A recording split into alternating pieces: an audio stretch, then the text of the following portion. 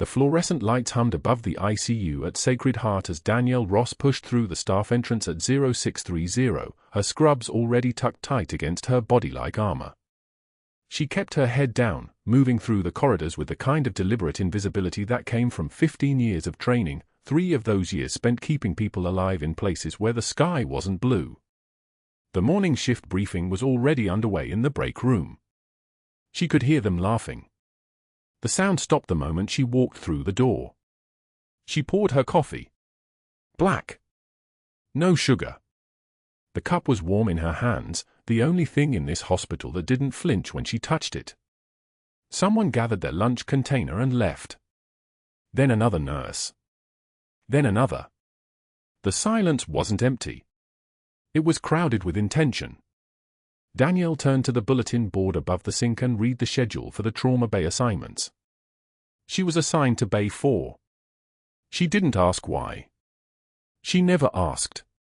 By 0900, the rumors had already circulated, a new admission coming in hot, Army Ranger with catastrophic blast injuries, IED strike somewhere in the Middle East, extensive trauma surgery already completed, incoming ETA 0945. Danielle was restocking the crash cart when she heard the doors to the ER burst open. The sound of wheels.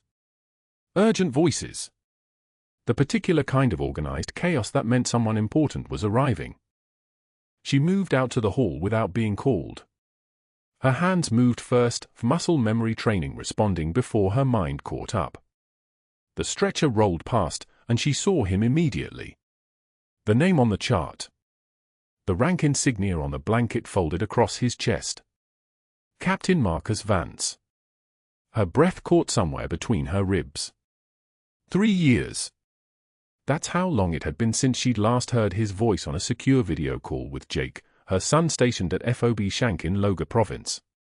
3 years of her boy calling home and saying the same thing every time, "Captain Vance has my back, Mom. He kept us alive today." And she had listened to those words and built a faith out of them because faith was all a mother had when her child was 7,000 miles away in a place where the dust was thick enough to choke you and the mortar fire came without warning. The captain's left arm ended above the wrist. His right leg was wrapped in surgical dressing so white it looked like it was still bleeding underneath. His face was bandaged on the left side, the visible right eye unconscious, the rhythm of his breathing supported by the ventilator hissing its mechanical whisper through the trauma bay doors. Danielle followed the stretcher into Bay 4 without being asked. Dr. Hargrove was already there, standing at the foot of the bed in his pristine white coat, his eyes moving across the chart with the particular focus of a man calculating invoices instead of injuries. His name was on the door. His title was trauma surgeon. His actual job, the one he excelled at, was turning human suffering into billing codes. Multiple blast trauma, Hargrove said, not looking up from the chart. Left upper extremity amputation, right lower extremity crush injury with likely compartment syndrome, facial lacerations, probable spinal trauma from the blast concussion. This one's a billing gold mine. He smiled. Actually smiled. Get me cardiology, neurology, orthopedic surgery, vascular surgery, and infectious disease. I want rounds every 6 hours. I want consultations on every system, documented or not. Insurance code this as acute respiratory failure requiring ICU-level care for minimum 14 days. Danielle said nothing. She moved to the 4 stands and began checking the fluids, her hand steady now. The trembling only happened in public spaces, when witnesses were present to file the observation under concerning behavior. Her fingers traced the line of the central line catheter, verifying placement, confirming the drip rate. Her eyes moved across the monitor with the precision of someone who had read 10,000 heartbeats and knew which ones were lies. The monitor showed a sinus rhythm at 118. BP 94/52. O2 saturation 91% on the ventilator.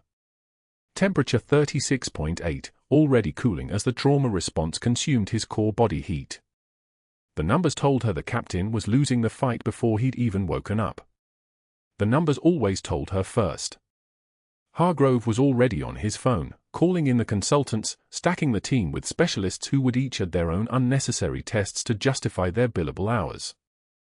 Danielle had worked long enough in this system to see the machinery clearly. It was a machine that ground human beings into profit, and it ran smoothest when the patient couldn't advocate for themselves. She reached up and adjusted the oxygen flow, watching the saturation climb to 93. Small interventions. Precise movements. The kind of work that nobody saw because it happened in the space between the numbers on a chart and the actual body in the bed. "You can step back now," Hargrove said, not looking at her. "I'll need the RN who actually knows what she's doing for this one. You can stick to bedside checks and documentation." Danielle's jaw moved once, brief and measured. She nodded. She did not say that she had kept 38 people alive under mortar fire in Baghdad. She did not say that her hands had held the carotid artery of a bleeding Marine while rounds impacted the sandbags 6 feet away. She did not say that she could read a trauma patient's decline from the way his pupils dilated a quarter millimeter before the monitors registered the change. None of that would matter. None of it existed in this hospital. Here, she was just a middle-aged nurse with trembling hands and an anxiety problem. She touched the faded patch through her scrub top, the 3rd Ranger Battalion insignia sewn inside her jacket lining, pressed against her ribs like a promise she'd made 22 years ago to a command staff officer who'd said, "We're putting you somewhere safe now, Senior Chief. You're going to disappear." New identity, civilian work, nobody remembers Baghdad. That patch was the only thread connecting her to who she actually was. The only piece of evidence that she had ever been anything other than invisible.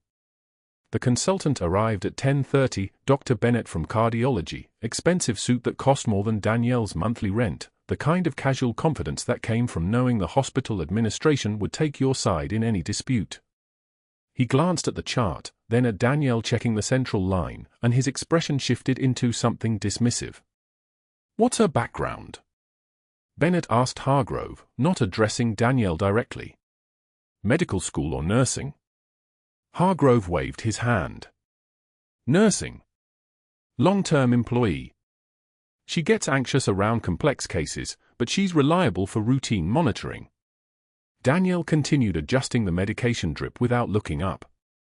Routine monitoring. As if the human body wasn't the most complex system ever assembled by evolution. As if keeping someone alive wasn't the most dangerous, delicate, impossible work that existed.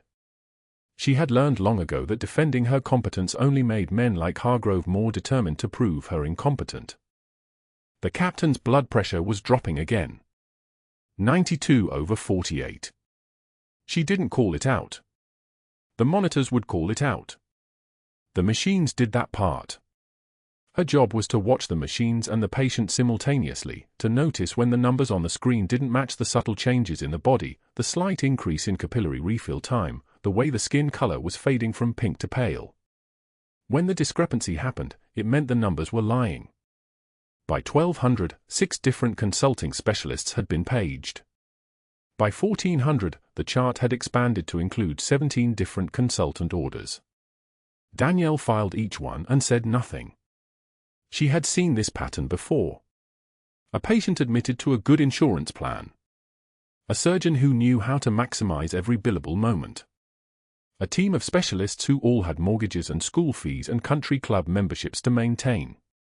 She pulled up the captain's full chart on the computer, records from the FOB medical facility, the combat hospital notes, the helicopter transport documentation.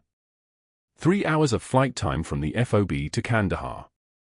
Another 4 hours waiting for a transport flight to the States. That was 7 hours of his life that already belonged to someone else's timeline. There was a note in his file from the FOB medic. Name was Clayton. Patient conscious and communicative post-surgery. Expressed concern for his command staff. Requested updates on his unit.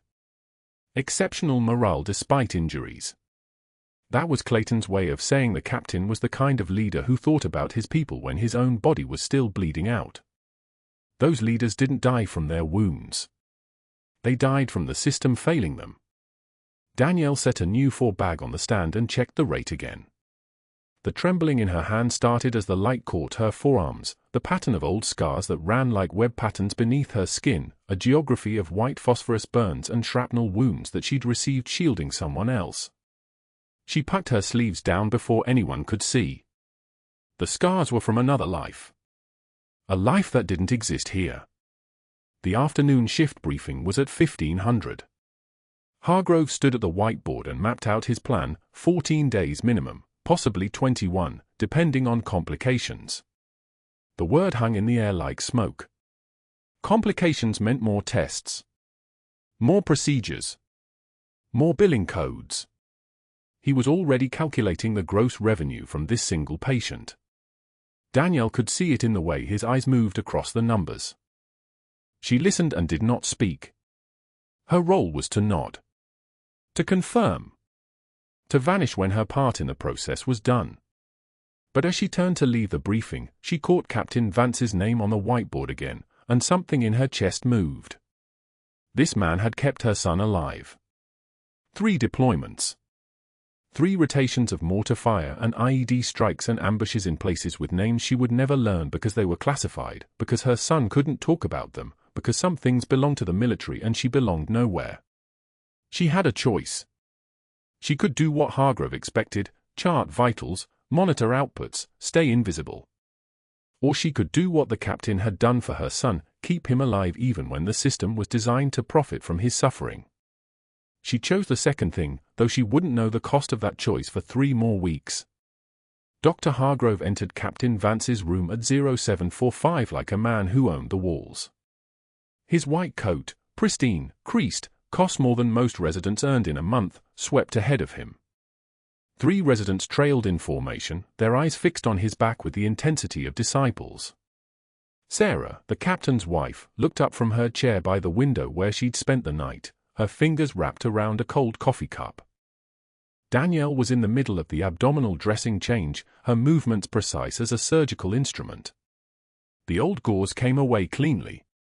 No contamination. No deviation.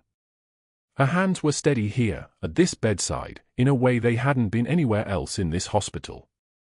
She knew this work.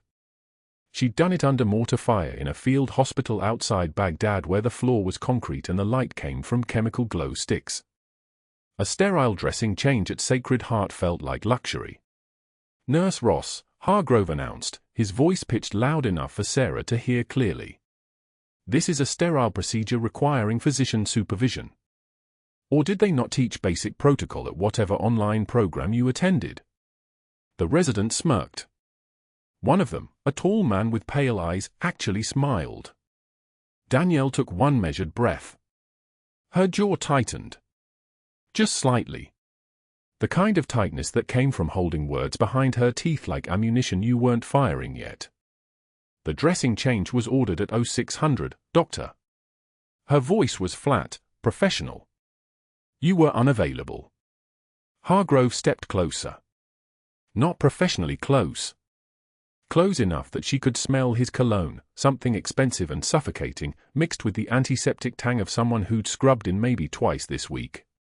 He invaded her space the way predators do, testing whether their prey would flinch. His presence was a tank idling in a garage, all potential violence held in neutral. "I'm available now, Grandma Ross. Step aside before you contaminate something else." Sarah's hand went rigid around her coffee cup.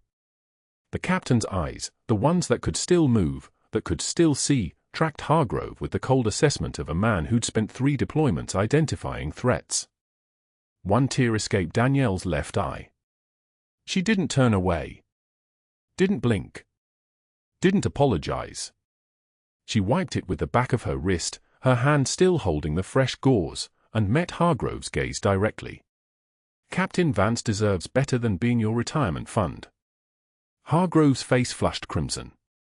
The color rose from his collar like shame trying to escape his skin. She'd seen the billing codes, the duplicate consultations, the phantom treatments, the equipment used and billed but never applied. He knew she'd seen them. Knowledge flickered across his expression for exactly 2 seconds before he schooled it into indignation. "You're out of line." His voice dropped to a register that made the residents lean back slightly. "Finish the dressing change. We'll discuss your employment status later." He turned and swept out, the residents trailing like iron filings following a magnet. Sarah's hand found Danielle's arm briefly, a squeeze that lasted 1 second and carried the weight of gratitude mixed with dread. The break room at 1320 smelled like microwave teriyaki and the particular silence of people who'd learned to disappear. 8 nurses occupied the space in clusters.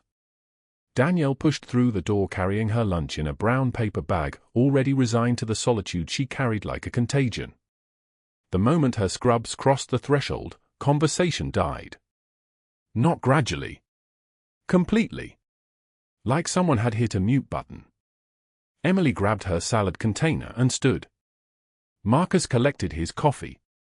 David abandoned his sandwich mid-bite. Within 45 seconds, the room had emptied completely. Nurses fleeing her contaminated presence with the coordination of a tactical withdrawal. Danielle set her lunch on a table marked with coffee rings and the ghosts of other people's afternoons, unwrapped her sandwich, and did not eat it. She sat alone while the clock above the microwave ticked away minutes that felt like hours. This was the mechanism Hargrove had engineered perfectly, not overt cruelty, but systematic isolation. Make her toxic. Make proximity dangerous. Make her something the tribe needed to reject for their own survival. She'd seen it work in military units before. Seen it destroy people faster than any direct confrontation. The unit's public assignment board displayed the write-up at 1600, red marker bleeding slightly into the white paper like an accusation that couldn't be contained. Disciplinary action, D. Ross, unauthorized protocol deviation, patient care boundary violation, final warning. It hung where every staff member, visitor, and patient family could read it. Where Sarah might read it. Where Captain Vance, if his wife read it aloud, would know that his nurse, the one person treating him with clinical precision instead of financial calculation, had been officially branded as unsafe. During the next shift handoff, Hargrove referred to her exclusively as Grandma Ross. The nickname moved through the unit like a virus. By midnight, 3 residents used it in her presence. The nursing supervisor used it in a text message about schedule changes. The respiratory therapist whispered it to the phlebotomy tech in the corridor. Each use was a small erasure. Each use narrowed her down to a caricature: elderly, incompetent, past her time. Grandma Ross needs to understand her limitations, Hargrove told the chief of surgery in the hallway outside the ICU, his voice calibrated to carry to exactly the right distance. Some nurses never adapt to modern standards. Some of them come from unconventional backgrounds and lack the sophistication this institution requires. The chief nodded along, already mentally filing Danielle Ross into a category marked problem to be managed. What happened next happened in the margins of the system, in the spaces between official records and documented actions. Hargrove made a phone call from his office at 1845. Board member Richardson answered on the second ring. The conversation lasted 3 minutes. "Yes, I understand the confidentiality concerns," Hargrove said smoothly. "But we have a staff member whose behavior is creating liability exposure. Potential boundary violations with patients. I think the Credential Committee should be aware of any gaps in her background before she causes a catastrophic event." Richardson assured him that the nursing board would review concerns if they were formally submitted. Hargrove smiled. By 2100, he'd contacted the nursing program where Danielle had completed her civilian RN training, for years of night school while working full-time, and requested copies of her clinical rotation evaluations. His inquiry was framed as routine credentialing. No actual accusations. Just questions. Just requests for documentation. Just the slow machinery of bureaucracy being pointed at a specific target. By dawn, an external investigator from Healthcare Compliance Partners sat in the HR office with a file that had materialized overnight.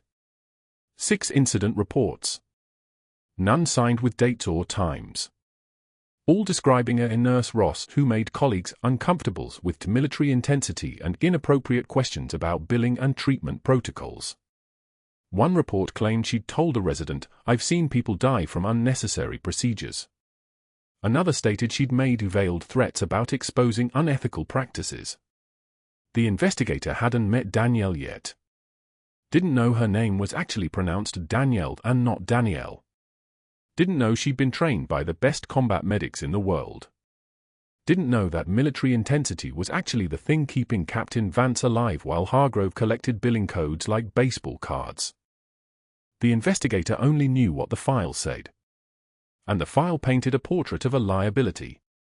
What they didn't know was that 3 weeks later, security would escort Danielle out of Sacred Heart ICU with her personal belongings in a cardboard box, her ID badge dropped into a container marked with her name, and her professional reputation constructed by lies that would take months to dismantle. But that wasn't the worst part. The midnight shift settled into its rhythm, the kind of deep, airless silence that only exists in hospitals after 2 in the morning. Danielle sat at the nursing station with Captain Vance's chart open on the monitor, the blue glow cutting through the dimness like a surgical light. Her badge hung from a faded lanyard, the plastic worn soft from 3 weeks of shifts. The ICU hummed with its mechanical chorus, ventilators breathing, monitors beeping their steady percussion, the fluorescent fixtures overhead emitting their thin electrical hum that most people stopped hearing after a few hours. She didn't. Military training meant she heard everything. Always had.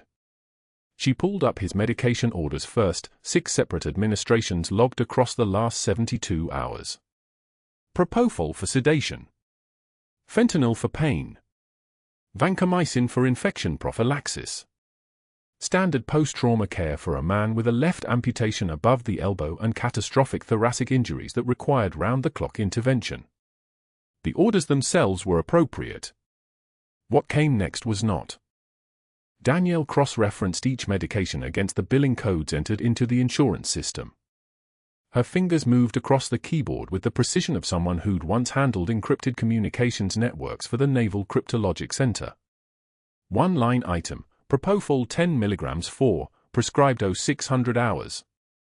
Another, Propofol 10 mg for, prescribed 0600 hours, identical timestamp, identical dose, entered twice in the system. She leaned back. Pulled up the next entry. Fentanyl 50 micrograms for, logged at 1,200 hours.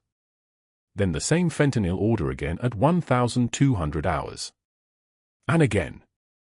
The pattern didn't hide itself from someone trained to recognize it. It was there, waiting, like a sniper's muzzle flash in the wrong part of the building. Duplicate charges. Not 1. Not 2. 7 separate medication orders billed twice each across a 72-hour window. She wrote the numbers down on paper, actual paper, not digital. Pen and notebook. A habit from her years in intelligence. The notebook was old, its pages dog-eared and worn, and she kept it in the same locker where she stored the faded 3rd Ranger Battalion patch sewn into her jacket lining, the one her son Jake had stitched there the day he was promoted to squad leader. She'd never told anyone about that patch. It was pressed against her heart every shift, a secret that weighed nothing and everything. Danielle returned to the billing codes. Beyond the medication duplications lay something else. Something that required her to pull up specialist consultation records, the documentation that proved a specialist had actually evaluated the patient. She searched for the cardiology consult logged at 1,430 hours on day 2 of his admission. A cardiologist named Dr. Reeves had supposedly performed a full cardiac assessment for $475. She pulled up the medical record. No note. No findings. No signatures. No timestamp of when Dr. Reeves supposedly entered the room. She called the cardiology department. The phone rang 3 times before a tired resident picked up at 2:17 in the morning. Cardiology, this is Dr. Morris. This is Danielle Ross, RN, from the ICU. I'm reviewing Captain Vance's chart and I have a question about a consult from Dr. Reeves, logged 2 days ago at 1,430 hours. A pause. The kind of pause that meant something was wrong. There's no Dr. Reeves in our department, Dr. Morris said quietly. Danielle's jaw tightened. Thank you. She hung up before he could ask why she was calling. She pulled up more consultations. Orthopedic surgery, phantom evaluation, billed at $520. Plastic surgery, $390 for a consult that never happened, no documentation, no note in the chart. Infectious disease, $612. Each one was a phantom. Each one was money. The numbers climbed. Phantom consultations totaling $23,714 across just 72 hours. That was the billing. But the deeper number, the one that made her military instincts fire like a warning klaxon, was the pattern itself. 23,000 was just the beginning. A man like Captain Vance, with injuries this severe, would spend 2 months in acute care, then another 3 in rehabilitation. 5 months of billing, stacked with duplicated medications and phantom specialists, would push the total beyond $230,000. If Hargrove was funneling the money through a private consulting firm, a shell company that existed only on paper, designed to collect insurance payments that were never legitimate, then the numbers would be far larger. Danielle had worked in intelligence long enough to understand how money moved through the cracks between institutions. Hospitals that looked the other way. Insurance companies that paid without verification. A consulting firm that dissolved the moment the audit began. She opened the hospital's internal system and located the billing detail for Hargrove's private consulting relationship. The contract was 3 pages, standard language about external consultations and advisory services rendered to the hospital's trauma division. The fee structure was listed in paragraph for 15% of any billing overages he generated that exceeded standard protocol rates. She did the math. If the billing overages topped out at $230,000, Hargrove's cut through the consulting firm would be $34,500.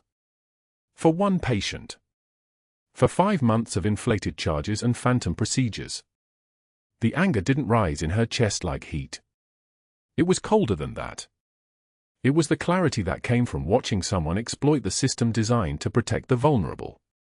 It was the same cold that had steadied her hands when she'd held dying soldiers in Baghdad and made decisions about who got treatment first based on blood loss and survivability, not rank or nationality. Danielle opened a secure memo document on the hospital's internal system. She addressed it to Linda Castellano, the night supervisor for nursing, and marked it urgent, financial irregularities detected in patient account. She documented everything, the duplicate medication orders with specific times and doses. The phantom specialist consultations with names and amounts. The absence of medical records supporting the charges. The consulting firm contract and Hargrove's financial relationship with the billing overages.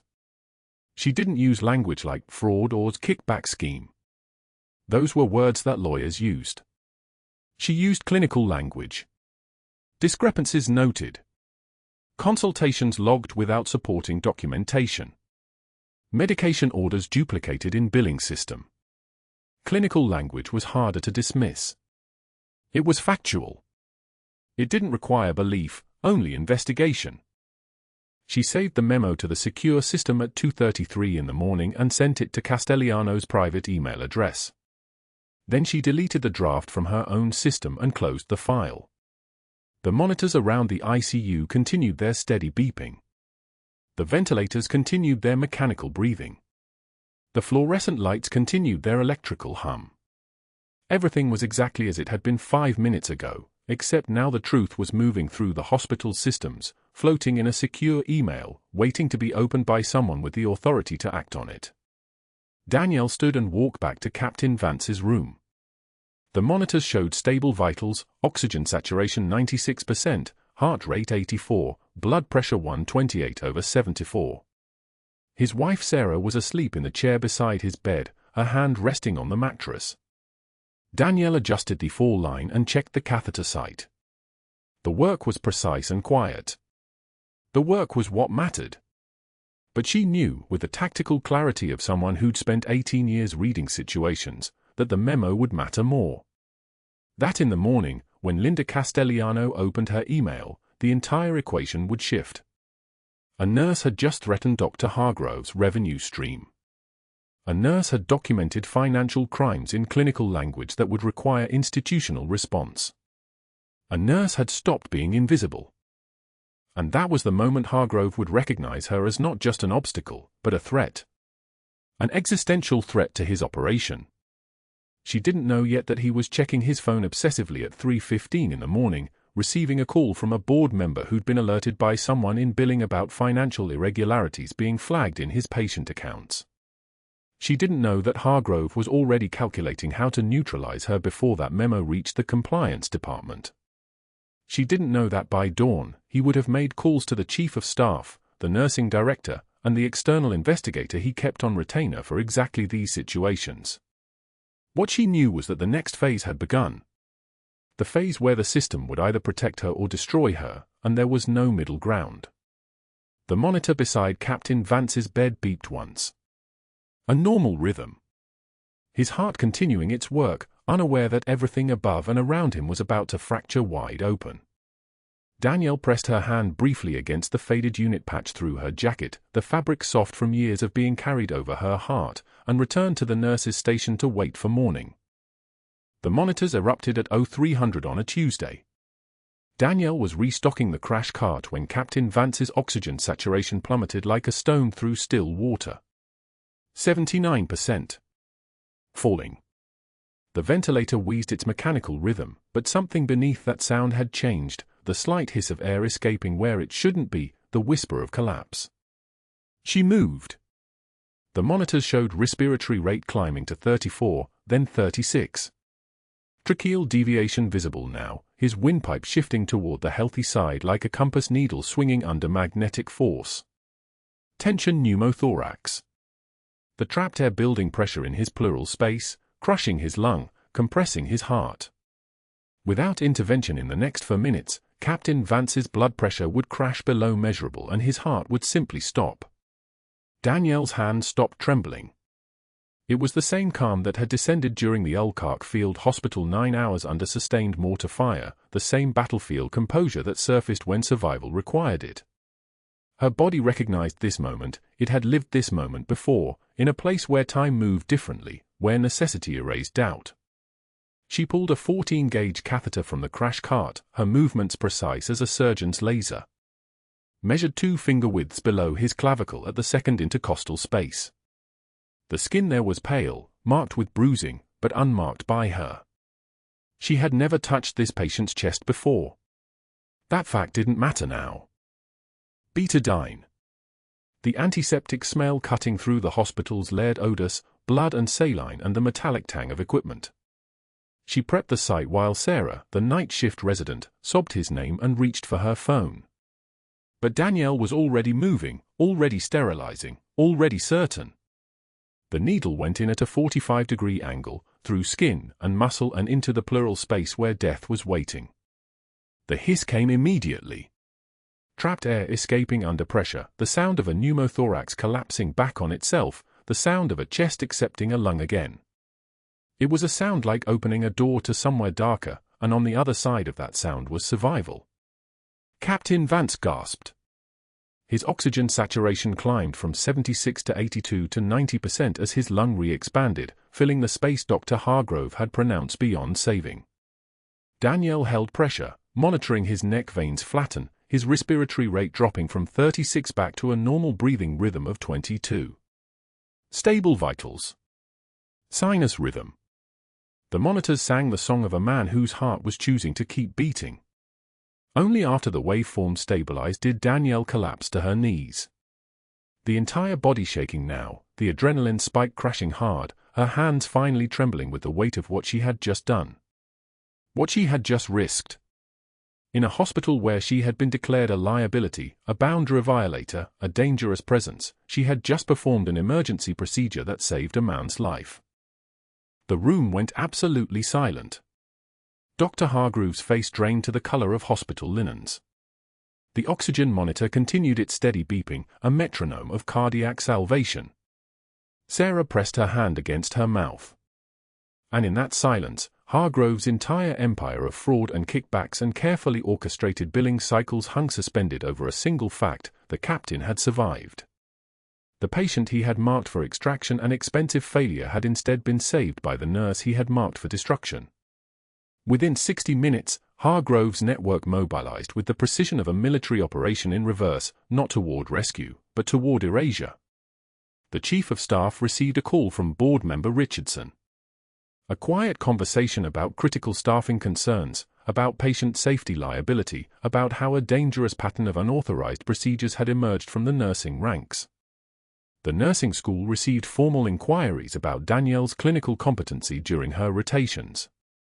By 0600 hours, an external investigator, contracted through Hargrove's personal network, presented HR with a file thicker than a novel. 8 fabricated complaints. 3 anonymous reports of erratic behavior. Hargrove's own statement describing a pattern of boundary violations and unauthorized procedures that threaten patient safety. All true now, of course. She had performed a procedure. She had been unauthorized. The framing made it into conspiracy. Security escorted her out at shift change, and the entire day staff watched in collective silence as she walked the corridor. The fluorescent lights overhead buzzed with an almost audible malice. Her badge was stripped. Her credentials were flagged. Her name appeared on an internal alert as a liability risk. The guard, Torres, a younger man with kind eyes, handed her a cardboard box containing her ID badge, a coffee mug someone had given her years ago, and 3 family photos. "I'm sorry," he whispered. She nodded once, her face composed, meeting his gaze without flinching. "Not your doing, petty officer," she said quietly. "The system works exactly how it was designed to work." She walked out into San Diego morning sun that felt like searchlights, exposing everything, burning away what was left. 3 weeks later, Danielle sat in the VA hospital waiting room in Chula Vista, not as Senior Chief Petty Officer Danielle Ross, decorated combat medic with a Navy cross folded in a cedar chest at home, but as a patient checking boxes on an intake form. The questions were always the same. "Have you experienced trauma?" "Yes." "Do you have a support system?" "No." "Do you feel hopeless?" She marked the box. "Yes." The waiting room smelled like old coffee and something chemical, cleaning solvent, maybe, or the particular sterile loneliness of government healthcare. An old television in the corner played daytime news with the sound off. Around her, other veterans sat in the particular posture of people who had learned that waiting was its own form of service. A man with a prosthetic leg. A woman with a scar that started at her hairline. A younger guy whose hand shook so badly he couldn't hold his intake form steady. Danielle knew that hands. She knew that tremor. She had seen it in mirrors. She had been volunteering at the VA for 4 weeks now, restocking supplies in the urgent care bay with the invisible efficiency that defined her life. The work was simple. Medical tape. Gauze rolls. For bags in graduated sizes. Her hands moving without thought, filling spaces, maintaining the infrastructure that kept broken people functional. Nobody asked her name. Nobody asked her history. She was invisible, and invisibility had become her refuge. The bay doors burst open. An incoming trauma radio call announcing an Iraqi national, a translator who had taken shrapnel protecting a convoy, now a U.S. citizen, bleeding from a compound fracture and deep lacerations across his left shoulder. The medical team rushed past her, and Danielle continued restocking, her hands moving with practiced rhythm. She didn't look up as they wheeled him into Bay 4. She was reaching for a fresh box of trauma gauze when the man's voice cut through the urgent activity. Fractured English. Heavily accented. The kind of voice that carries memory like weight. Ulkark Field Hospital. 2007. You are the American ghost medic. Danielle's hands froze mid-motion. The man on the gurney in Bay 4 had aged 20 years since she had last seen him. He had lost his left arm at the shoulder, a bandaged stump where muscle and bone had been shattered. But his eyes still held the same intelligence, the same recognition, the same gratitude she had seen in that dust-filled hospital when mortars screamed overhead and she had kept him breathing while chaos burned the world around them. Within an hour of that moment, the moment Danielle's hand steadied Captain Vance's oxygen saturation and saved his life while 12 doctors walked past his crashing monitors like ghosts passing through a wall, Dr. Hargrove made the first call. His voice was smooth as synthetic honey when he reached the Chief of Staff's direct line. "We have a staffing liability issue," he said, the words practiced and precise. Ms. Ross has boundary violations that create institutional exposure. A board member needs to hear about the risk profile. The Chief of Staff listened. The Chief of Staff made a note. The Chief of Staff made his own calls by 0347. By 0530, Sacred Heart's Nursing Education Department received a carefully worded inquiry from healthcare compliance partners asking about Danielle Ross's clinical rotation scores from nursing school. Questions about her evaluations. Questions about any documented concerns during her preceptorship. The caller never mentioned Hargrove's name. The caller never needed to. The paper trail had been designed to look like routine verification, and institutional paranoia did the rest. When the nursing school called back within 2 hours, we found some concerns about patient advocacy gaps in her final rotation evaluations. It was a lie built on fragments of truth stretched across 15 years of accumulated bureaucracy.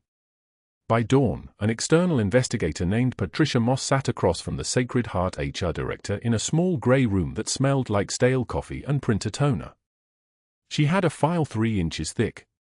Documented complaints spanning 6 weeks, she said, sliding pages across the laminate table. Danielle had failed to follow chain of command. Danielle had questioned a physician's medication orders in front of patients. Danielle had violated infection protocols during a dressing change. Danielle had made unauthorized comments about hospital billing practices. Emily had signed a statement. Marcus had signed a statement. 6 other nurses had signed statements. The file grew heavier with each page, each signature a brick in a wall that Hargrove had constructed with surgical precision, not through truth, but through the architecture of procedure and institutional fear. Danielle arrived for her shift at 1900 on a Tuesday. The break room went silent the moment her shadow crossed the threshold. She clocked in. She moved to the ICU. By 1945, her badge was in a cardboard box.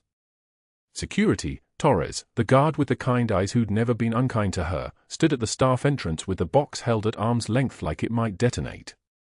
"I'm sorry, Senior Chief," he said, and his voice cracked on the words, and she saw him register that he'd called her by a rank that didn't exist here, that couldn't exist here, and he looked away first because some people still understand what respect means even when they're following orders that demand disrespect.